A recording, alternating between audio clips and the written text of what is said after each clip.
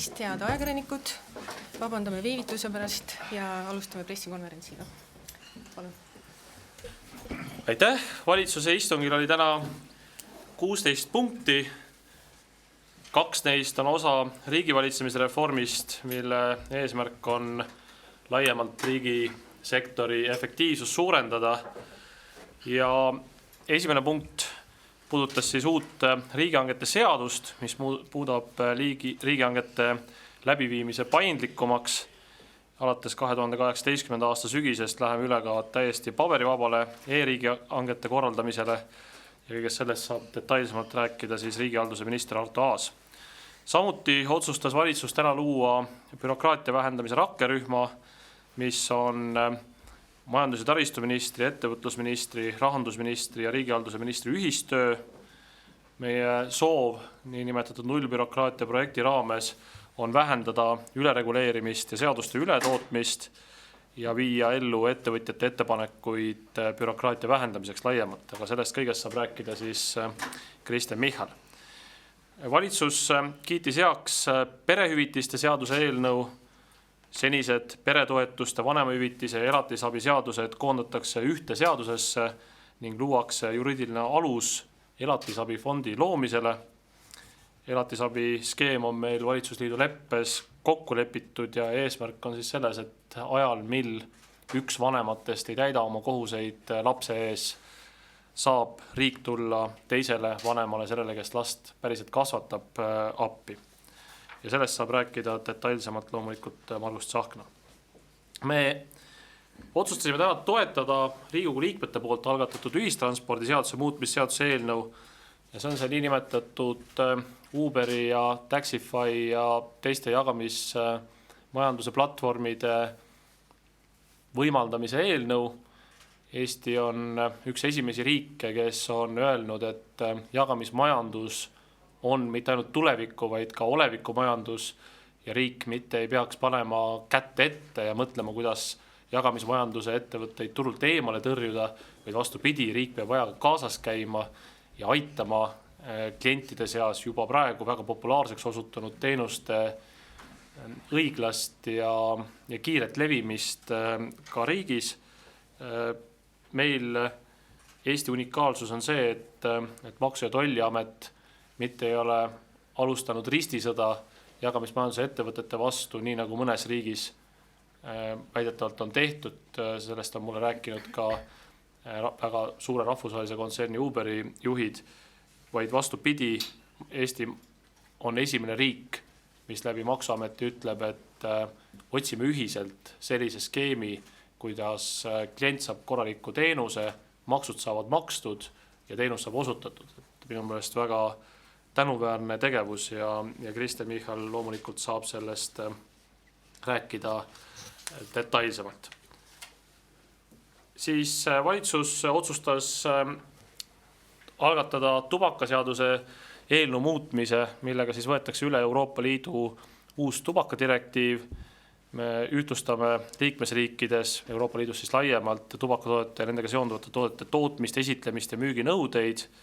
Tubakadirektiiv mäletatavasti pani päris mitmeid uusi piiranguid ja selle arutelud kestsid Euroopa Liidus pikki aastaid. Selle tubakadirektiivi suur eesmärk on üle Euroopa tubakatoodete tarbimist vähendada ja ma olen veendunud, et me jõuame lisaks direktiivis toodud piirangutele kokkuleppele valitsuses ka selles, milliseid samme riik sisemiselt võiks täiendavalt astuda. Me leppisime täna kokku, et need punktid tulevad eraldi kabinetti. Ma ei ole päris nõus selle kriitikaga, mis täna terviseministrile osaks sai, et justkui kõik need punktid, mis on direktiivile lisaks, et need kuidagi automaatselt halvad on vastupidi. Ma olen nõus sellega, et direktiivi punktid tuleb eraldi menetleda, aga siiski on päris mitu sellist täiesti asjalikku ideed minu meelest Sotsiaalministeeriumis koostöös teiste ministeeriumitega tekkinud, mida võiks tubakapoliitikas laiemalt käsitleda ja need teemad me võtame siis eraldi päevakorda ja lihtsalt ei lase sellel direktiivi ülevõtmisel venima jääda. Nüüd järgmistest teemadest valitsus kiitis heaks uue hädaolukorra seaduse.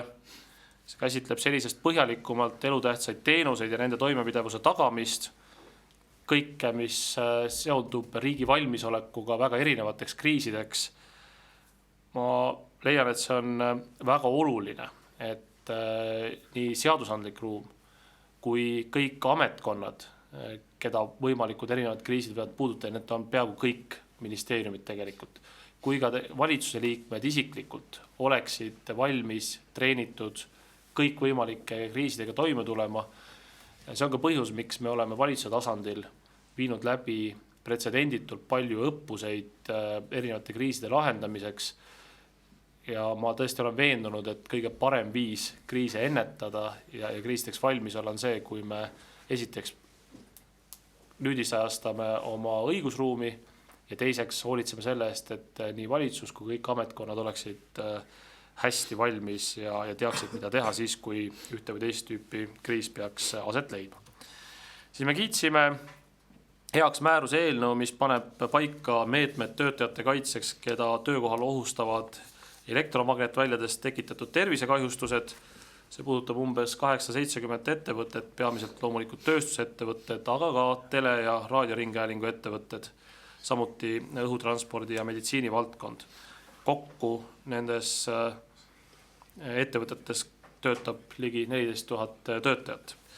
Siis me kinnitasime 2 eelnõu punkti, mis puudutavad hüvitisi ning ravikulusid, mida makstakse ametniku hukkumise või surma, osalise või puuduva töövõime ning ajutise töövõimetuse korral. Me andsime nõusoleku Keskkonnaministeeriumile anda riigi vara tasuta üle Tartu Ülikoolile, kinnistu, mis asub Tartus Staadioni tänav 8A ja kuhu siis Tartu Ülikool soovib rajada kaasaegse spordikompleksi. Ma usun, et kõik Tartu linnaga kursis olevad või inimesed teavad hästi Staadioni tänava spordikompleksi ja seal läheduses see maatükk asub.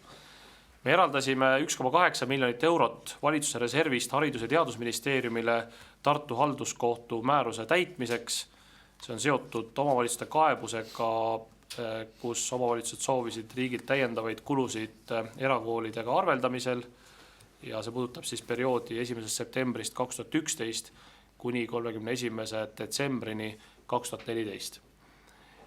Ja valitsus keeldus andmast Eesti kodakondsust 2 inimesele, kes mõlemad on pannud toime rea väärtegusid, üks neist on ka kohtulikult karistatud. Meil alustasime ka kabineti nõupidamisega ja esimese punktina me saime ülevaate töövõimereformi ettevalmistustest ja käivitamisest. Tänavu jaanuarist töövõimereformi esimene järk käivitus. Alustati teenuste pakkumist töövõimetus pensionäridele või vähenenud töövõimega inimestele ja me saime siis ülevaate, kuidas reformi esimene ots on käivitunud. Loomulikult peamised etapid on alles ees, aga juba praegu on 4771 vähenenud töövõimega inimest öelnud Töötukassas, et jah, me soovime täiendavaid teenuseid, neid uusi asju, mida nüüd riik tänu töövõimereformile pakkuda saab. Ja minu meelest on see igati märkimisväärne, et inimesed ise vaatamata sellele, et tervis on halvenenud, soovivad tööd teha ja ma olen täiesti veendunud, et meie ühine kohus riigina on neid selles aidata. Sel aastal me panustame töövõimereformiga seotud teenustesse 13,8 miljonit eurot, et see on väga, väga märkimisväärne summa ja ma kutsun siinkohal kõiki inimesi, kelle töövõime on vähenenud, aga kes sooviksid tööd teha, pöörduma Töötukassa ja Sotsiaalkindlustusameti poole ja tutvuma nende võimalustega. Et küsitlused näitavad, et jätkuvalt on päris palju neid inimesi, kes ei ole kuulnud sellest, et kui töövõime on vähenenud, et siis riik pakub väga suurt osa uusi teenuseid. Ja see ei puuduta sugugi ainult väga raske füüsilise puudega inimesi, see puudutab ka neid, kellel on erinevad tervisehäired, luu- ja liigeshaigused, psüühikahäired, nii edasi. Neid inimesi on Eestis meie riigi hulgas küllalt palju ja me teame, et valdav enamik neist soovib tööd teha. Ja ühe teemana veel järgmisel nädalal olen mina küll äridelegatsiooniga lähetuses Jaapanis, aga ma sooviks välja tuua selle, et järgmisel nädalal täitub Vabariigi Valitsusel esimene tegevusaasta ja praegu on see aeg, kus on võimalik teha esimesi kokkuvõtteid. Päris esimesed kokkuvõtted me tegime juba 100 päeva möödudes, aga praegu võib juba märksa pikemale perioodile tagasi vaadata ja need kõige olulisemad otsused, mis on selle aasta jooksul tehtud, minu hinnangul puudutavad kindlasti seda, et esimest korda Eesti ajaloos on lõpuks jõutud kokkuleppele haldusreformi sisus, üks asi, mida on paarkümmend aastat ette valmistatud ja nüüd ühiselt 3 koalitsiooni partneri poolt kokkulepituna oleme ta valitsusest parlamendile edasi andnud ja ta on tõepoolest lõpusirgel. Samuti ma pean oluliseks seda, et avaliku sektori efektiivsust suurendatakse, kõik need sammud, olgu selleks siis keskmiselt 1% töötajate arvu vähendada või 3% majandamiskulusid vähendada selleks, et igal ministril oleks selline positiivne surve otsida, kuidas asju veel paremini teha, on minu meelest märkimisväärsed. Ka see, et Eesti saab kõige kaasaegsema ja korralikult välja ehitatud idapiiri, on üks asi, mida tegelikult oleme paarkümmend aastat juba oodanud ja nüüd saab see lõpuks teoks. Et need summad, mis sel aastal lähevad riigipiiri arendusse, on pretsedenditud suured. Suure tõenäosusega on see rohkem kui viimase 10-20 aasta jooksul kokku on investeeritud idapiirile. Ainuüksi sel aastal me räägime suurusjärgust ligi 50 miljonit eurot, ütleme 45-50 miljonit sinna vahele jääb, see sõltub, mida täpselt sisse arvestada. 20 miljonit otseselt läheb piiririba välja ehitamiseks, 17 miljonit läheb tolliseadmete investeeringuteks ja 7,6 miljonit on piiripunkti ja kordoni investeeringud ja siia otsa veel mitmed investeeringud, mis on tehtud ka eelmisel aastal. Ma pean oluliseks ka seda, et vaatamata sellele, et meil on kasvavad kaitsekulutused, 1/5 NATO liikmest me reaalselt panustame rohkem kui 2% Eesti riigi kaitsesse, vaatamata sellele, et meil on langevad tööjõumaksud ja meil on väga kiiresti kasvavad lastetoetused, 3-lapseline pere järgmise aasta keskel hakkab saama kokku toetust 410 eurot, mis on suurem kui nii mõneski väga jõukas riigis. Et kõigele sellest vaatamata on Eesti riigieelarve olnud ülejäägis ja mullu ka Eesti riigi võlg vähenes 9,7%. On selge, et see on kogu Euroopas kõige väiksem riigivõlg ja see ei ole mitte ainult sellepärast, et meile meeldiks statistikas olla esimene väikselt riigivõlalt, vaid see on sellepärast, et Eestil on unikaalne võimalus ainsa riigina Euroopas mitte kulutada raha vanade võlgade teenindamiseks ja iga euro, mida me maksudena kogume inimeste käest, läheb haridusse, sotsiaalvaldkonda, kultuuri ja nii edasi, et riigikaitsesse ja julgeolekusse laiemalt. Et meil ei ole seda tordilõiku eelarves, mis võtab vanade võlgade maksmiseks suure osa rahast ära. Ja see on väga oluline, see ka aitab meil ka maksukoormat hoida kontrolli all. Ja positiivse uudistena veel ka see, et eelmisel aastal möödus õpetajate keskmine palk Eesti keskmisest palgast, ka see ei ole sugugi juhus, me oleme võtnud eesmärgiks jõuda 120%-ni Eesti keskmisest palgast ja tõepoolest samm-sammu haaval me selles suunas liigume. Eelmisel aastal tegelikult Eesti inimeste netosissetulekud keskmiselt kasvasid, netoreaalsissetulekud kasvasid 7,8%. Osa sellest on tänu tööjõumaksude langetamisele, osa tänu sellele, et inflatsioon oli väikeses miinuses, aga väga suuresti sõltus see siiski ka palgakasvust ja sellele vaatamata suutsime õpetajate palgafondi tõsta veelgi kiiremini ja võrreldes 2014. aastaga kasvas õpetajate keskmine palk mullu 11%. Ja veel viimasega mitte kõige vähem olulise teemana tõepoolest mitmed abi vajavate ühiskonnagruppide toetamise otsused. Täna Margus räägib detailsemalt üksikvanemate toetusfondist, aga samamoodi tegelikult selle aasta jooksul on ka sõlmitud poliitiline kokkulepe toetada üksi elavaid pensionäre, kes on täpselt samamoodi väga oluline sihtgrupp. Nii et tänan koalitsioonipartnereid selle aasta väga oluliste otsuste eest. Meil on olnud nende otsuste tegemisel kui palju vaidlusi nii poliitiliselt kui tehniliselt, aga hea meil on näha, et kõikides nendes kõige olulisemates sihtides, mida me oleme endale seadnud, oleme me kokkulepped sõlminud, otsused langetanud, eelnõud valmis saanud ja võib sellele esimesele aastale küllalt rahulolevalt tagasi vaadata. Aitäh! Aitäh! Ja nüüd jätkame riigivalitsemise reformiga ja Arto Form. Aitäh ja tere päevast ka minu poolt. Räägime siis uuest riigihangete seadusest mõned sõnad. Miks on oluline teema? Sellepärast, et riigihangete kogu maht on äärmiselt suur. Eelmisel aastal moodustas riigihangete kogu väärtus 1,4 miljardit eurot. See on väga suur osa sellest kogu riigieelarve mahust. Kokku siis üle 10 600 hanke aastas. Ja me võtame üle 3 Euroopa Liidu direktiivi, aga selle seadusel on hästi positiivsed eesmärgid. Esiteks suurendada hankemenetluse paindlikkust, toetada väärtuspõhist hindamist ja vähendada nii riigi kui hankes osalejate kulusid. Ja samuti avardame väikeste ja keskmise suurusega ettevõtjate juurdepääsu riigihangetele, et see ei oleks ainult suurte ja selliste hästi võimekate ettevõtete privileeg. Ja muudame paindlikumaks kogu süsteemi, et nii hangetel osalemise aeg kui kulu siis peaks vähenema. Ja kokkuhoidu saame mõõta tegelikult miljonites eurodes riigi jaoks. Et see on väga olulise positiivse mõjuga eelnõu, mis ka täidab sellist riigivalitsemise reformi eesmärke, mille sisuks on pakkuda inimestele kvaliteetsemaid ja paremaid teenuseid.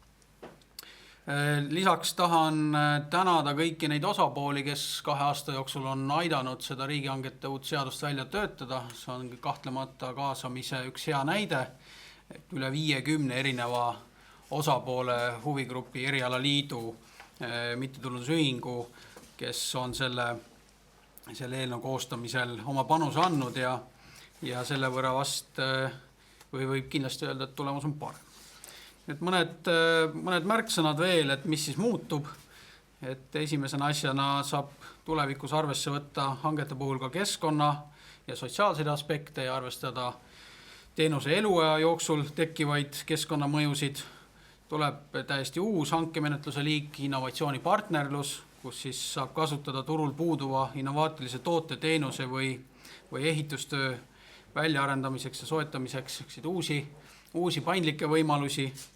Me loome eeldused selleks, et 2018. aastal me läheksime täielikult üle e-hangetele, kui täna tehakse umbes 80% hangetest elektroonilises keskkonnas, siis paari aastaga läheme 100% e-hangetele üle, sellise kohustuse me endale võtame ja 5 aasta jooksul võib siin kokkuhoiuks prognoosida 12 miljonit eurot, et e-hanked peaks olema sellises edumeelses e-riigis täiesti elementaarsed ja see teeb ka hangetel osalemise mitte ainult odavamaks, vaid ka lihtsamaks ja läbipaistvamaks.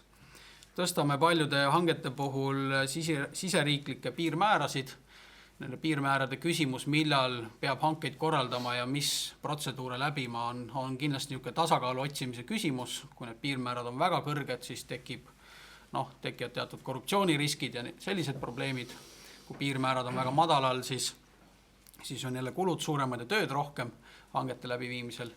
Aga praegu selle eelnõuga me mõnevõrra tõstame erinevaid piirmäärasid ja usume, et see tasakaalupunkt on paigas. Nagu öeldud, mitmed protseduurid muutuvad lihtsamaks, paindlikumaks just ka väikestele ja keskmistele ettevõtjatele.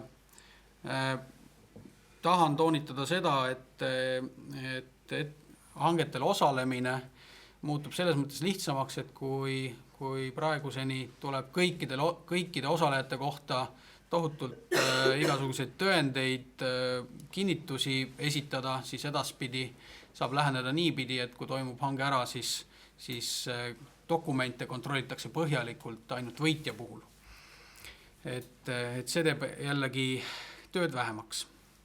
Ja lisandub võimalus ebaausate ettevõtjate kõrvaldamiseks riigihangetest, mis kindlasti on teatud sektorites probleem olnud, et ebausaid võtteid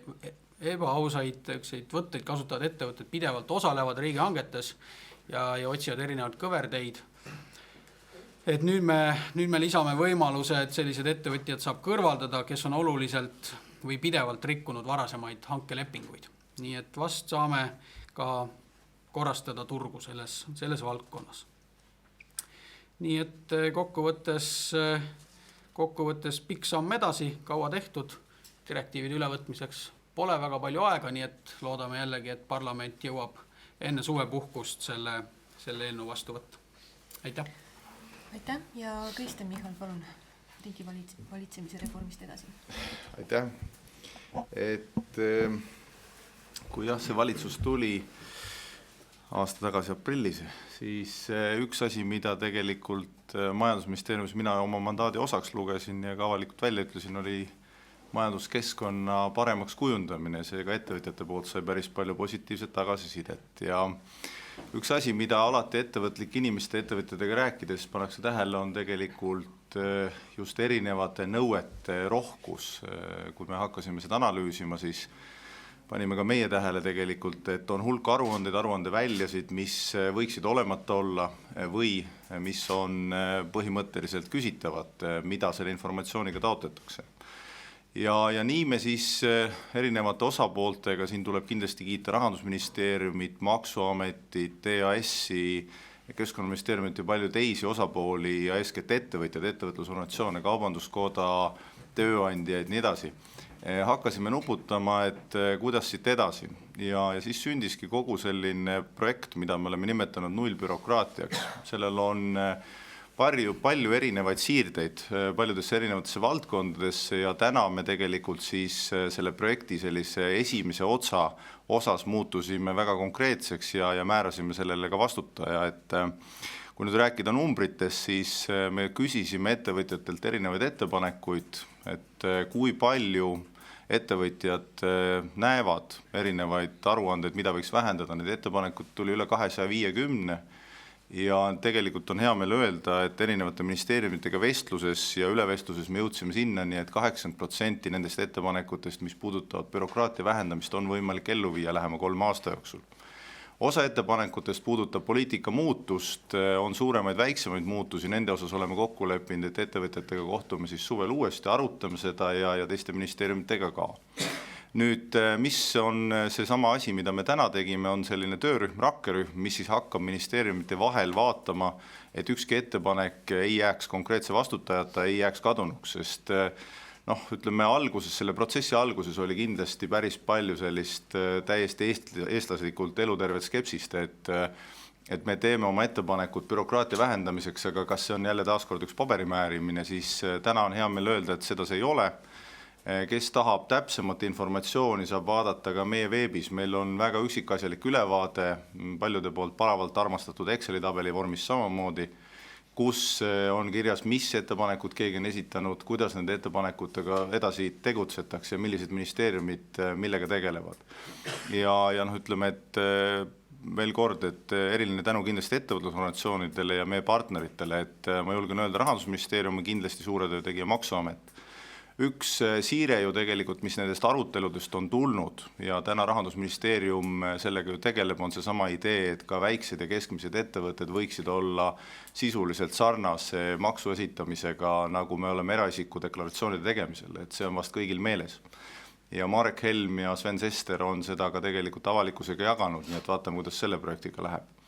Nii et see on ühe siukse suurema projekti võib-olla siuke vahefiniš, nii et ma julgen küll öelda, et kuna see on mulle isiklikult oluline olnud ja tundub, et ka ettevõtjatele, siis kindlasti on see nagu väga positiivne. Seda esiteks. Teine pool nüüd, mis täna meid otse puudutas valitsuses, oli just seesama tulevikumajandus ehk jagamismajanduse pool. et väga paljud ju tegelikult on muutnud oma tarbimisharjumusi, et kui me vaatame üldist kaubandust, siis kaubanduses tegelikult tulevikus ennustatakse e-kaubandusele päris suuri osakaalude tõuse. Samamoodi muutuvad teenuste pakkumised, samamoodi muutuvad majutuses erinevad pakkumised, hinnavõrdlused, majutusasutuste valimised ja mis kõige lähem inimesele tegelikult ka ütleme ühistranspordi taksoteenuse kasutamine. Ja see, millele me täna toe andsime, on tegelikult loogiline jätk põhimõttelisele valikule, et kui Eestis mõned ajad tagasi siin tehti uut ühistranspordiseadus, siis tollel ajal oli see hoiak ju, et taksonduses saab korra majja vaid niimoodi, kui need reeglid muudetakse järjest rangemaks. Siis mina julgeks küll täna vähemalt sellise küsimärgiga öelda seda, et võib-olla on see suund hoopis vastupidine, mis toob inimestele parema teenuse. Kui me vaatame, tekkisid Uberid, Taxify'd Eestis, mis hakkasid pakkuma inimesele võib-olla paremat, kiiremat ja parema ülevaatega jälgitavusega teenust, siis sellest hetkest alates hakkas ka turul toimuma teatav korrastumine. Ja Eesti tegi väga teadliku ja innovatiivse valiku selles osas, et hakata koostööd tegema uute jagamismajandusettevõtetega. Nagu peaminister ka mainis, ma julgen öelda, et Euroopas ja võib-olla mõnedes teistes riikides tekitab see ikkagi üsna sellist suurt küsimärki. Seal on traditsioonilised hoiakud, et pigem sellised jagamismajanduse ettevõtted ei ole teretulnud, maksuamet ei tööta nendega nii aktiivselt koos. Ma võin öelda, et kui ma oma kolleegidega transpordivaldkonnast olen sellest Euroopas rääkinud, siis huvi selle vastu on ikkagi äärmiselt suur. Nii et Eesti siin kindlasti on väga innovatiivne eeskäija ja ma arvan, et see läheb nii riigi kui meie üldise kuvandiga kokku. Ja see, mida me tegime, on tegelikult varasem koostöö Uberi, Taxify ja ütleme ka Riigikogu liikmete osapooltega, et on sündinud see eelnõu, mida siis majanduskomisjon ja Kalle Palling menetlevad. Ja täna me andsime ka valitsuse poolt toe ning lisame sinna erinevad mõtted Rahandusministeeriumi poolt ja Justiitsministeeriumi poolt, kuidas see jagamismajandus just selles konkreetses valdkonnas võiks välja näha. Tulevikus ma arvan, et jagamismajandus laiemalt kindlasti on teema. Et ütleme ausalt, et ütleme, kui me vaatame isegi hotellindust, kui me vaatame majutusasutusi, kõik see muutub. Nii et ma arvan, et ka Eesti ees on paljudes teistes valdkondades valik, et kas selle uue majandusega minna pigem kaasa või otsida põhjusi, miks mitte. Ja valitsus ja vähemalt istuv koalitsioon on tegelikult võtnud selle hoiaku, et avada see turg ja sellel on ka teine pool, et inimesed, kes tahavad tegelikult sellel turul ise tegutseda, seda teenust pakkuda, saavad seda teha.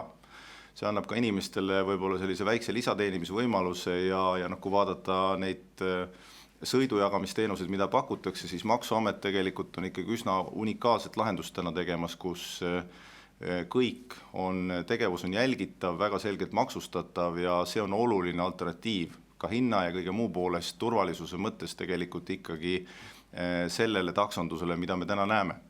Ja kui nüüd küsida, et kas see võtab taksojuhtidelt ja ühistranspordilt töö, siis pigem on prognoos vastupidine, et kui inimesed hakkavad seda rohkem kasutama, siis järjest rohkem tähendab see, et jagatud autod tähendavad ka rohkemat ühistranspordi kasutust. Nii et see on see suund, mille me valisime ja valitsuse poolt sellele toe anname ja kindlasti anname sellele ka sisulist ja võib-olla sellist tehnilist teadmist Riigikogule juurde. No võt, aitäh! Aitäh ja nüüd sõna Margus Tsahknale. Tere ka minu poolt, ma jahutan peaministri innukust, et meil on veel 8 päeva minna või 9 päeva, et saada aastaseks ja 9 päevaga, 7 päevaga loodi maailm, nii et aga ma arvan, me jääme välja. Tõesti, täna on üksikvanemate peredele, eelkõige nende lastele väga, väga hea uudis, et see pikk tee, mis on kulunud selleks, et muuta ühiskonna suhtumist, muuta ka poliitilise tasandi suhtumist üksikvanematesse, eelkõige nende lastesse, on siis täna saanud ka valitsuse tasemel otsuse.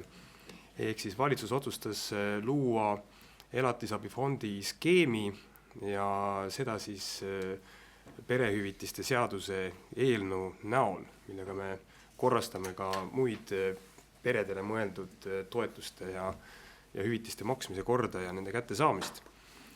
Ja selles mõttes on tegu ühe suure probleemiga, mis on Eesti ühiskonnas olnud. Nimelt need lapsed, kes elavad üksikvanemate perekondades, need lapsed, kes on jäänud tegelikult kahe täiskasvanud inimese omavaheliste probleemide vahele ja nende kannatajateks, me tuleme nüüd riigina just nimelt selle nõrgema poole kaitseks nende poole peale. Ehk siis kui seni on olnud ikkagi selline vaidlus selle üle, kas elatisabi makstakse või mitte, ja kui üks vanem ei maksa elatisabi, siis on see olnud pigem nii-öelda nõrgema poole selle üksinda last kasvatama ja vanema probleem, siis siin riik selgelt nüüd astub nõrgema poole. Ja selle elatisabi skeemi ehk siis elatisabifondi põhimõte on järgmine, et riik tagab vähemalt 100-eurose kuise elatisabi reaalse kättesaamise kõigile nendele lastele ja teiselt poolt me nõuame siis elatisabi võlglastelt selle raha sisse.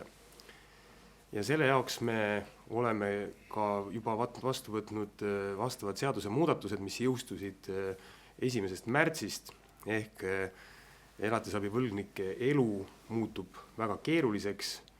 Nende käest on võimalik saada elatisvõlgu oluliselt paremini kätte, aga samal ajal me siis alates 1. jaanuarist 2017, kui elatisabi fondi skeem jõustub, tagame siis igakuise kuni 100-eurose elatisabi makse sellele lapsele. Et hoomata, kui suurest probleemist me räägime, siis Eestis kasvatab üksi last pea Pärnu linna suurune hulk inimesi. Ehk siis me räägime 42 000 üksinda last kasvatavast vanemast. Ja nende peredes elab põhimõtteliselt pea iga 4. Eesti laps, ehk siis 56 000 last elab üksikvanemaga perekonnas, mis on praktiliselt sama suur hulk lapsi, kui elab Narva linnas inimesi. Ja elatisvõlgnike menetlusakte toimikuid on täna avatud 8200 ja võlgu ollakse nendele lastele täna pea 15 miljonit eurot. Ehk siis see on ühe korraliku Eesti linna, näiteks Paide linna suuruse linna aasta eelarve maht. Et me räägime ikkagi väga-väga suurtest võlgadest, mis ollakse võlgu just nimelt nendele lastele. Et me aru saama, et tegu on selle rahaga, mis ollakse võlgu lastele, seetõttu, et väga tihti ollakse omavahelistes suhetes mindud rappa. Mis on oluline rõhutada, on see, et tegu ei ole uue peretoetuse või sotsiaaltoetuse loomisega, vaid me maksame sellele lapsele iga kuu siis kuni 100 eurot elatisabi, aga see raha nõutakse sellelt vanemalt, kes siis oma kohustused on jätnud täitmata, kes on jäänud võlgu, siis ka sisse. Nii et seda ei tohi käsitleda kui lihtsalt ühe uue toetuse loomist. Ja selle meetme suurem eesmärk on esiteks tagada nendele lastele igakuine neile ette nähtud ja neile kohtu poolt välja mõistetud elatis, teiselt poolt tagada läbi selle nende arenguvõimalused ja kolmandaks muuta elatisvõlgnike elu sisuliselt selliseks, et nad ei taha tegelikult võlgu olla. Üks oluline muudatus ka, mis me kogu süsteemis teeme, on see, et lapse võla tõstame, ehk selle nõude me tõstame kõige esimeseks. Ehk siis kui see isik, kes on võlgu näiteks pangale, on võlgu veel teistele institutsioonidele, siis kui tema vara realiseeritakse ja saadakse sealt vahendeid nende nõuete rahuldamiseks, siis see lapse nõue on esimene. Lapse nõue alati rahuldatakse, mis annab ka paremad eeldused selleks, et tegelikult need nõuded saadakse kätte. Nüüd oluline on ka see, et me oleme vaadanud seda elatise nõudmise ja elatise probleemi sellest alguspunktist alates ümber. Ehk ka see periood, kui üks vanem otsustab pöörduda kohtu poole ja nõuda siis teiselt poolelt elatist, kui nad ei ole suutnud omavahel ennem kokku leppida, siis me pikendame seda elatistoetuse maksmise perioodi seniselt 90 päevalt, mis on siis olnud kohtumenetluse ajal, 150 päevale. Sellepärast, et keskmine kohtumenetluse periood ongi 150 päeva. Nii et tegelikult me tagame siis nõrgema poole kaitse ja ka elatise reaalse laekumise igakuiselt kuni 100 eurot ka siis kohtuvaidluse käigus, kui seda elatist veel välja ei ole mõistetud. Ja see on väga tähtis just nimelt sellest aspektist, et need üksikvanemad julgeksid tegelikult pöörduda kohtu poole.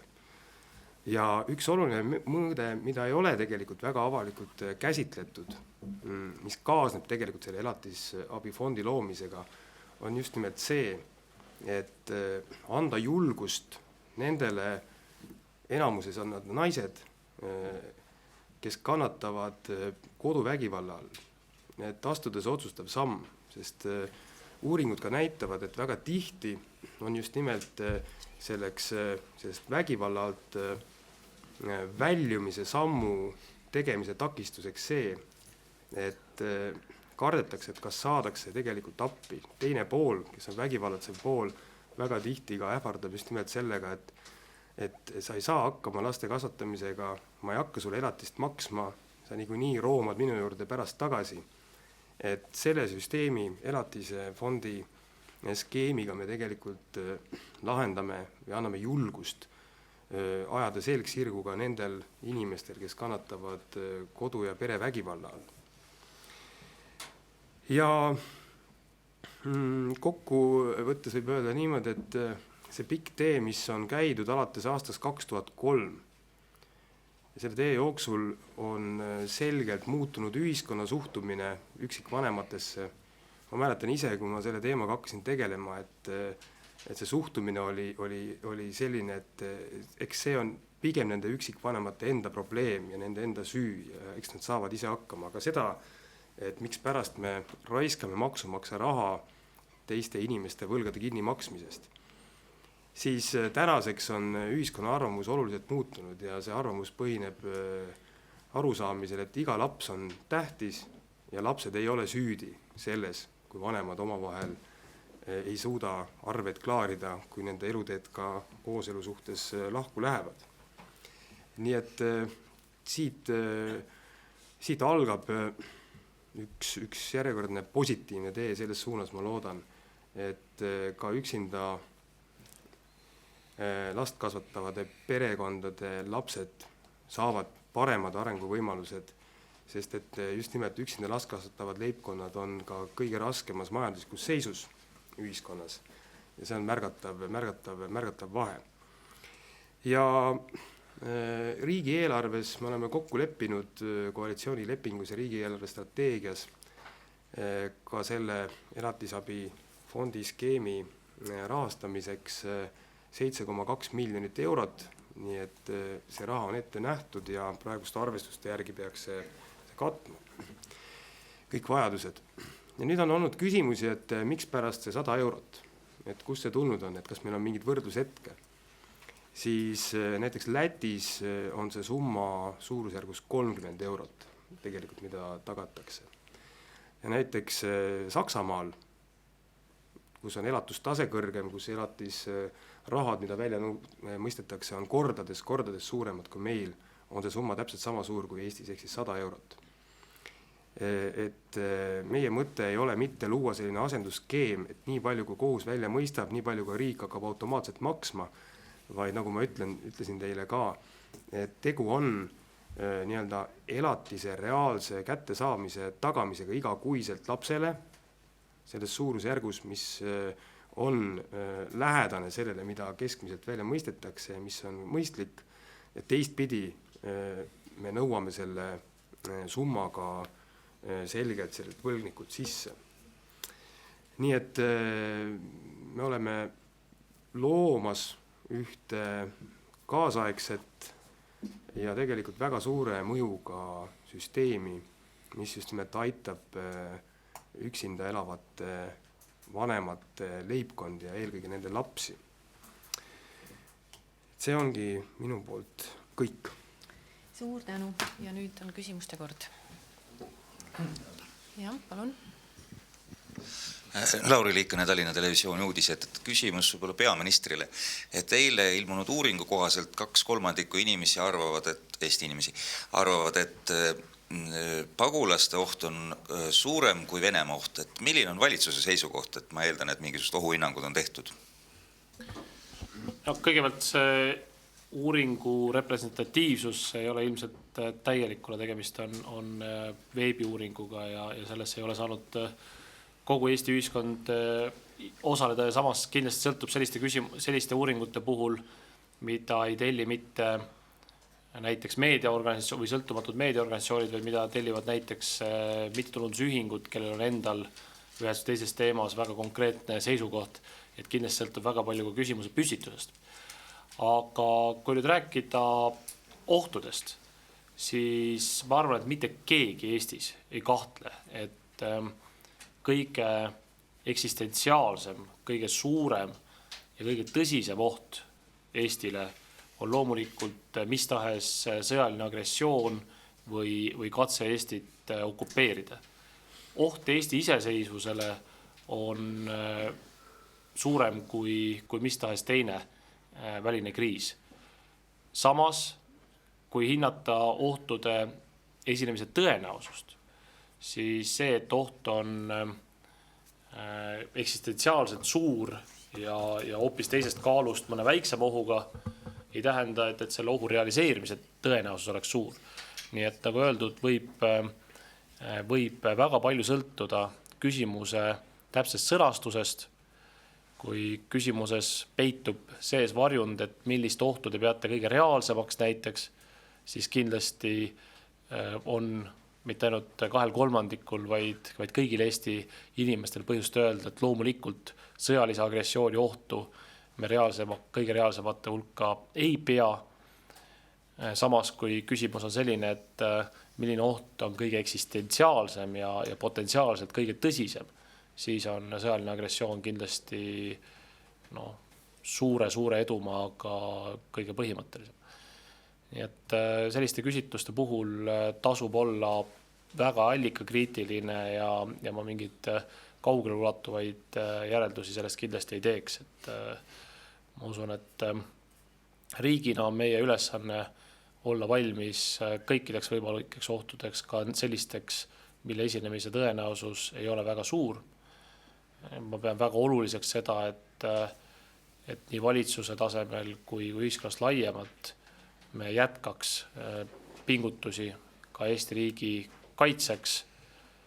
Isegi siis, kui me ei näe nähtavas tulevikus ette otsest sõjalist agressiooni, ei saa me kunagi olla liiga kindlad ja liiga hästi ette valmistunud. Nii et selle nimel tuleb igapäevaselt tööd teha. Selle nimel tuleb tööd teha nii meie iseseisva kaitsevõime tugevdamiseks.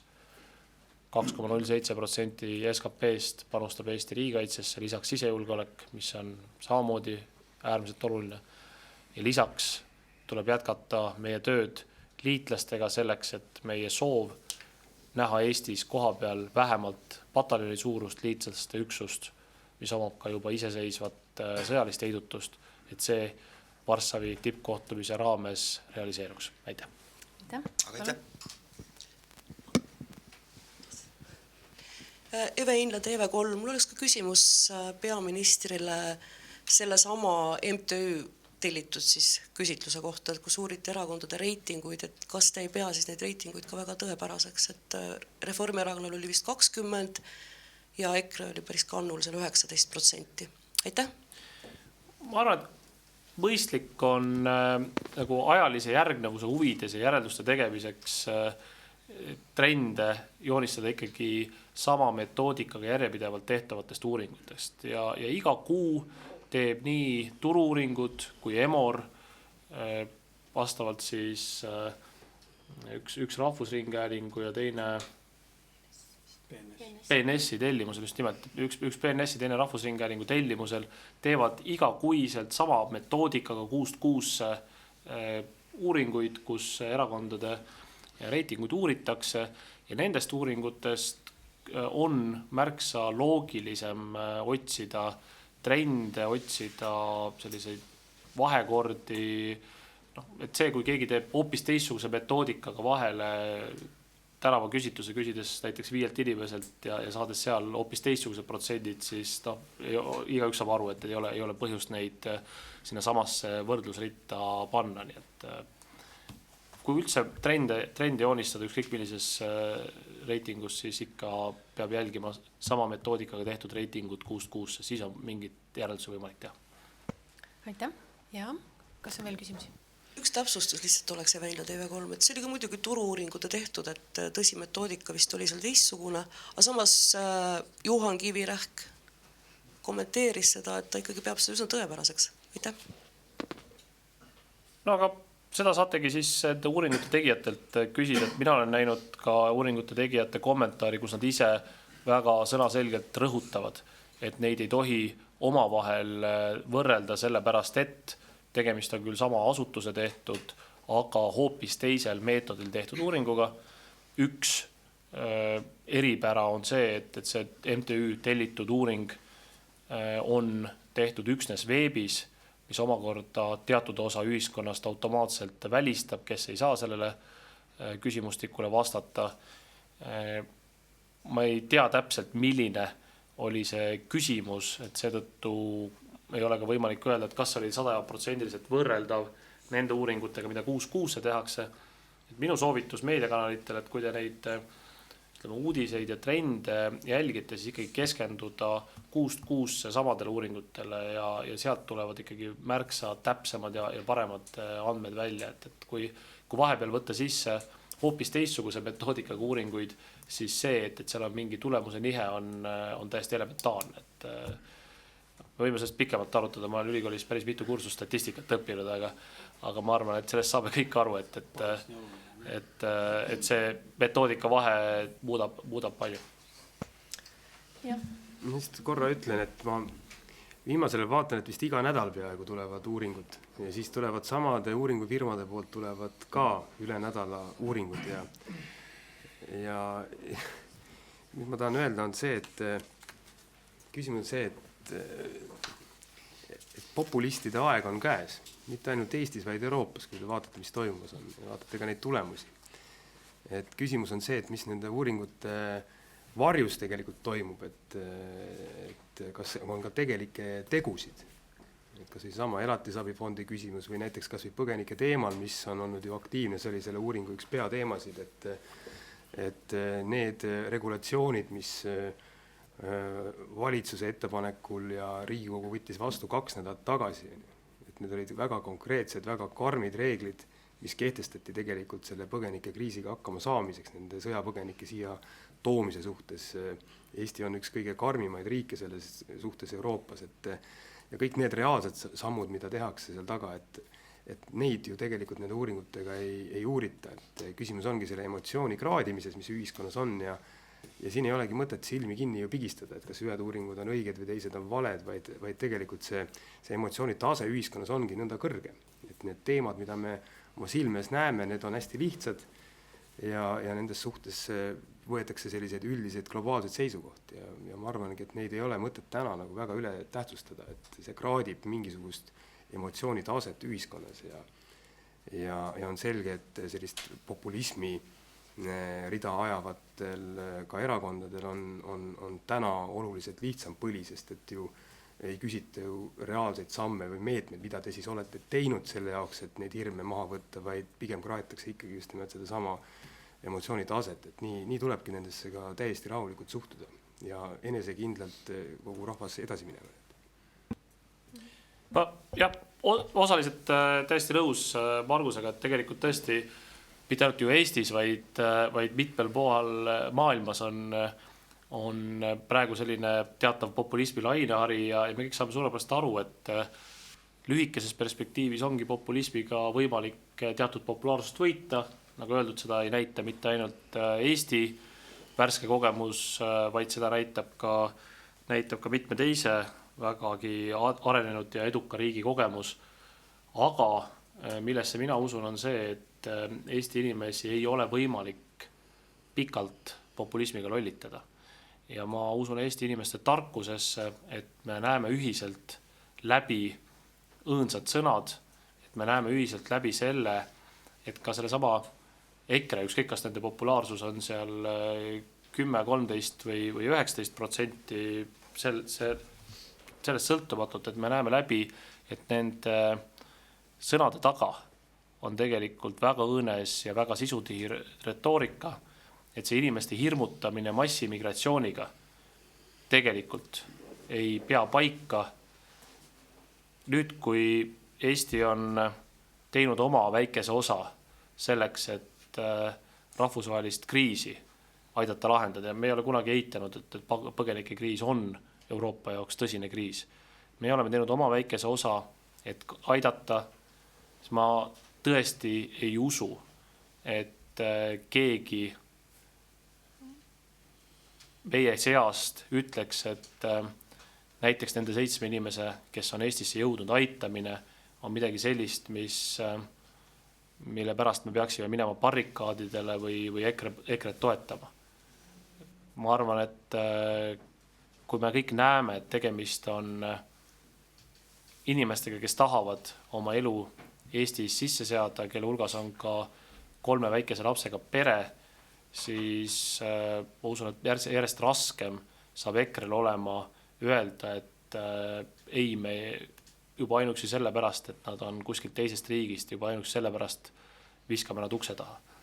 Ja selline inimlikkus on meis kõigis kindlasti olemas, ja kui me tõesti näeme, et tegemist on sõjast põgenevate inimestega, kelle tausta on Eesti julgeolekuasutused väga põhjalikult läbi uurinud, siis see sentiment sellisest kontrollimatust massimigratsioonist, millest EKRE jutustab, aga millel seni on tõepõhja olnud umbes 0% Eesti kontekstis, et see selline lainehari küllap ka varem või hiljem murdub, et mina usun Eesti inimeste tarkusesse ja sellesse, et populismiga kaua ei purjeta. Aitäh! Jäin kuulama Taavit, et hakkasin üldse mõtlema töö kõrval nende uuringute peale, et Keskerakonna reitingud on ju, et okei, EKRE-eks, et seal on üks teema ja seda saab kütta ja noh, kes ikka tahab massiimmigratsiooni all kannatada, ei taha mitte keegi. On see tõsi või mitte, see on teine küsimus, aga mõtlen, et Keskerakonna reiting, et viimane, mis see sisuline poliitiline samm oli, et Toobal määrati erakondade järelevalve komisjoni liikmeks, kes on kriminaalkorras karistatud. Ja see võib ka populaarne samm. Et ma just mõtlengi, et see on nagu nii-öelda pea peal seismine või jalgade peal kõndimine või ei saagi enam aru. Et kui see poliitika toob edu ja populaarsust, siis on tegelikult ju, retsept on teada, aga ma loodan, et väga palju erakondi sellele teele ei lähe. Et kui võtta see eesmärgiks. Meil isegi Euroopa Toobal. No jah. Nii, kas on veel küsimusi? Paistab, et ei ole. Aitäh teile!